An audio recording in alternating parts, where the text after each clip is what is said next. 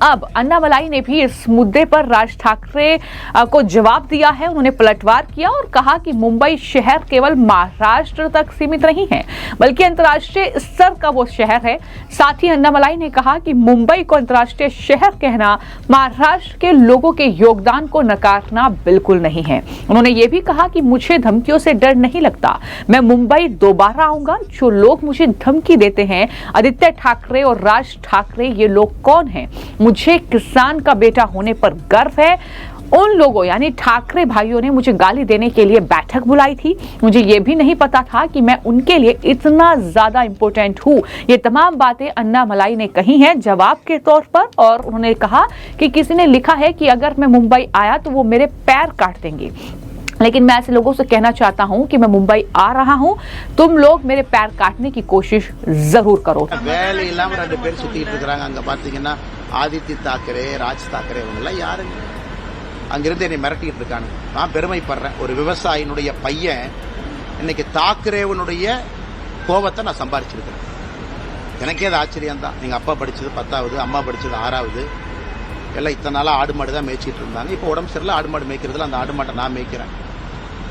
இன்னைக்கு தாக்கரே நேற்று கூட்டம் போட்டு ஆயிரக்கணக்கான நபர்களை போட்டு அந்த ராஜ் தாக்கரே, உத்தவ் தாக்கரே, ஆதித்ய தாக்கரே மேடையை போட்டு என்னை அங்கிருந்து திட்டுறானுங்க. அந்த அளவுக்கு நான் வளர்ந்துட்டேன்னா, அந்த அளவுக்கு ஒரு விவசாயினுடைய பையன் இன்னைக்கு மும்பையில் அவனுக்கு கூட்டம் போட்டு திட்டுற அளவுக்கு நான் உயர்ந்துட்டேனான்னு தெரியல.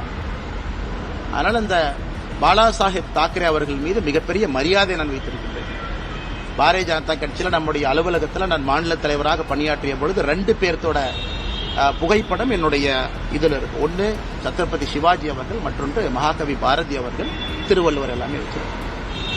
அதனால் இவனுக்கு அந்த மிரட்டல் போட்டு இந்த சிவசேனா, இன்னைக்கு தாக்கரேவோட சிவசேனா அவங்களுடைய பத்திரிகை நம்ம முரசொலி மாதிரி சாம்லான்னு ஒன்று வச்சிருக்கானுங்க. அதில் எழுதியிருக்கானுங்க, மும்பைக்குள்ள வந்தால் என் காலை வெட்டுவேன், இங்க் அடிப்பேன். நான் மும்பைக்கு வரத்தான் போறேன், நீ இங்க் அடிச்சு பாரு, காலை வெட்டிப்பாரு, அதெல்லாம் 2 பார்த்துடலாம்.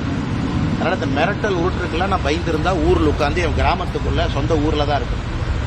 இரண்டாவது, இன்னைக்கு பாரத பிரதமர் நரேந்திர மோடி அவர்கள் இந்தியாவுடைய தலைவர் நான் சொல்லும் பொழுது அவர் குஜராத் இல்லைன்னு ஆயிருமா? அதே போல காமராஜர் ஐயா அவர்கள் இந்தியாவுடைய மாபெரும் தலைவர் நான் சொல்லும் பொழுது அவர் தமிழர் இல்லை என்று ஆகிவிடுமா? இன்னைக்கு மும்பை உலகத்தினுடைய தலைநகரம் என்று சொல்லும் பொழுது அது மராட்டியர்களால் கட்டிய நகரம் இல்லைன்னு ஆயிருமா? அது மும்பை அங்கு இருக்கக்கூடிய மராட்டி சகோதர சகோதரிகளுடைய உழைப்பால் உயர்ந்த நகரம் இல்லைன்னு ஆயிருமா? இதெல்லாமே அந்த நகருக்கு ஒருவர் சொல்லக்கூடிய பெருமை, ஒரு அடையாளம். எப்படி பாரத பிரதமர் நரேந்திர மோடி அவர்கள்